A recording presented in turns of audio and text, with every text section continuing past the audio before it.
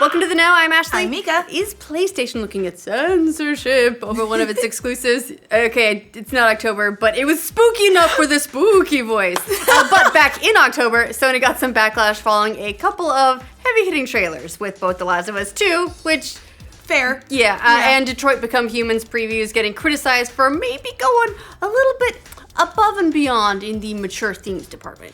At the time, the reports of the controversy were a tad overblown, but now it's kicking up all over again thanks to comments made by some within the UK Parliament and a number of child welfare advocates, because they're demanding that Detroit Become Human make some changes to its content, probably, the whole child abuse thing. Well, where's your government intervention now, gamers? They were supposed to fix loot boxes, now they're trying to save kids. How dare they? Now, before we dive into some of these comments about the game, and the discussion kicks up all around art and censorship and all that stuff, a little bit of background, just really quick. It all started after Sony unveiled trailers at Paris Games Week for The Last of Us 2 and Detroit Become Human, the latter of which depicted scenes of domestic violence to highlight the game's focus on branching narratives. The trailer shows potential outcomes in a scenario involving an abusive father. In one, the child's killed. In another, the father's killed. It prompted a little bit of backlash, most of which wasn't quite as bad as people made it out to be, but still, it was enough for PlayStation executive Jim Ryan to make comments about it. He told Telegraph, The Last of Us obviously is a game made by adults to be played by adults. Ryan went on to say, I think a platform holder provides a platform, and the people who make games, whether they're our own studios or third-party publishers, they bring the content to the platform. We provide the platform, we have to ensure the right content is played by the right people, of appropriate ages in particular. I thought The Last of Us Part 2 was a great way to end the show, and I feel very good about it. And that brings us up to this weekend's comments, which includes calls for PlayStation to change parts of Detroit Become Human. Now, a couple of caveats before we dive in too much. One of the original sources on this was UK tabloid The Daily Mail. However, trustworthy, yes. It's since been reported by a few other outlets as well, including The Sun and Eurogamer. And it's not just a tabloid drumming up controversy. These are quotes made by actual organizations and UK Parliament members against Detroit Become Human and Sony.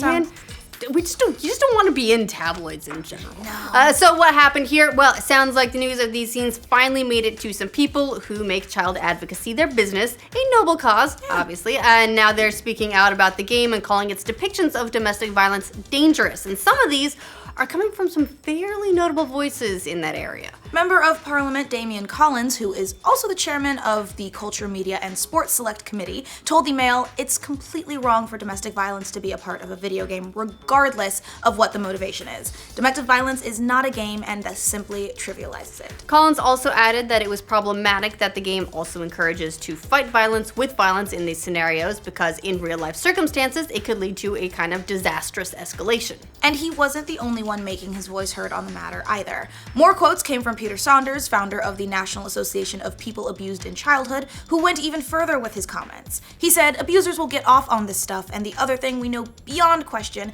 is that video games end up being played by children, and scarily, the proliferation of salacious and abusive images is actually encouraging violence and abuse. Yeah, we don't actually know that. In fact, most of the research points to the opposite being true, with video games actually having little to no effect on aggressive or violent behavior, according to just about every single study out there. Every time there's a new study, we report on it, and it feels like it's just every couple of weeks there's a new study saying, yeah, actually that's not a thing. I played Fighting Force as a kid and I'm fine. That's not, you need to stop killing people. Yeah, well, whoops.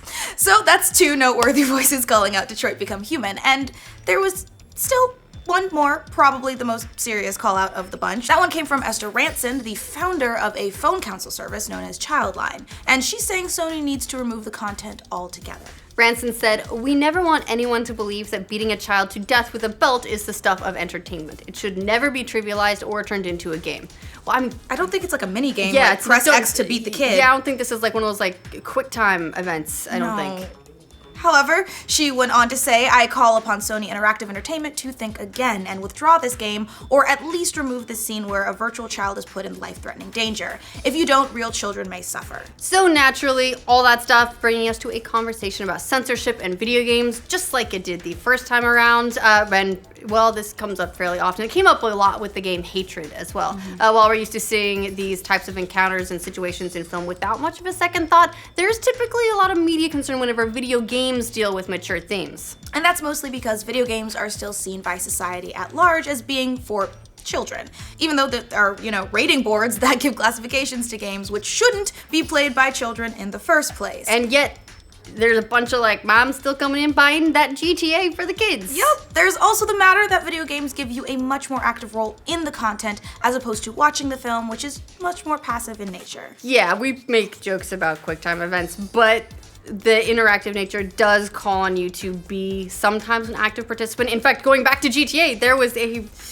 really difficult bit of that actually a lot of people stopped playing the game because they didn't feel like they could just straight up torture someone. Yeah. That was part of it. And the big question is always, how far is too far, though? For some reason, Detroit and The Last of Us 2 have touched a nerve in that regard, at least among some corners of the internet and government. For those of you who are anti-censorship, Detroit's creator and director David Cage has talked more about the game's mature themes in several recent interviews. In a new feature about Detroit in Play UK, he said he's not trying to be preachy with his titles. He said, "I didn't write this game to deliver a message." He went on to say, "I wanted to create a very emotional experience, and I want the player to feel something in Detroit. That's my goal as a creator. Different people will see different things in this game, and I'm totally happy about that. That's the nature of the beast, and I think it's great." He also previously defended the use of the game's themes to Eurogamer back in October, mostly that he feels that you shouldn't limit creativity.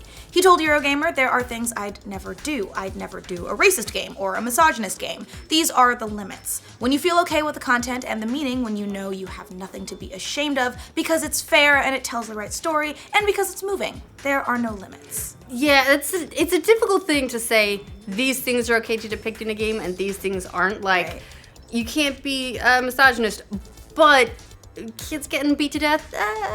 Now, as for whether or not this squabbling among politicians and advocacy groups will amount to anything serious, it seems unlikely since the industry does already regulate itself in this regard. Generally, these kinds of controversies don't seem to affect sales for games in the way that other controversies do. Yeah, you screw some players over with loot boxes or unfinished content, that'll bite you in the ass. Dark and violent themes, meh. Not so much. Well, it depends on how you handle them. Like Yeah. DC. Yeah. What do you guys think about these comments made against Detroit? Let us know in the comments. And for future updates on PS4 exclusives, remember to like this video, and if you're new around here, subscribe to the know. Yes, Yeah. and Detroit become human. Is it becoming humans? Become humans. Become human? Really? Detroit become human. Okay, I'm gonna go back to town. French.